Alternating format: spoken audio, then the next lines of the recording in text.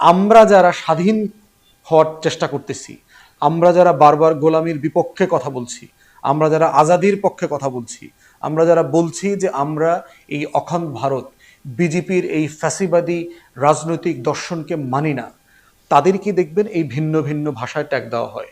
এবং এই ট্যাগের ট্র্যাপে ফাঁদে দেখবেন দুঃখজনকভাবে বা যারা গণ অভ্যুত্থানের পক্ষে ছিলেন এই দলগুলোও পড়েছে। দেখবেন যে ছাত্র দলের 1-2 সপ্তাহ আগে একটা প্রোগ্রাম থেকে বলা হচ্ছে, স্লোগান দেওয়া হচ্ছে, জামাত শিবির রাজাকার, এই মুহূর্তে বাংলা ছাড়। এরা তো গত 10 মাস আগে, 11 মাস আগে কাঁধে কাঁধ মিলায় লড়াই করছে 36 জুলাইয়ের আন্দোলনে।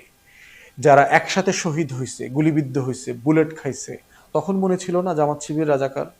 তখন মনে ছিল না তাদের সাথে কাঁধে কাঁধ মিলায় হাসিনার বিরুদ্ধে লড়াই করা যাবে কিনা? তাহলে কেন এই কথা বলছে? তাহলে এই যে দেখেন গণ অভ্যুত্থানের পক্ষের শক্তি, বিএনপির একটা মিটিংয়ে দেখলাম স্লোগান দিচ্ছে, তুমি কে আমি কে বাঙালি বাঙালি। এগুলো তো আওয়ামী লীগের স্লোগান, এগুলো তো কলকাতার স্লোগান। তাহলে দুঃখজনকভাবে আমরা দেখতে পাচ্ছি যে গণ অভ্যুত্থানের পক্ষের রাজনৈতিক দলগুলো এমন ভাষায় কথা বলছে, তারা আওয়ামী লীগের ফাঁদে পড়ছে, তারা দিল্লির ফাঁদে পড়ছে। অতএব ওই চক্রান্তটা আমাদের খুব মাথায় রাখতে হবে।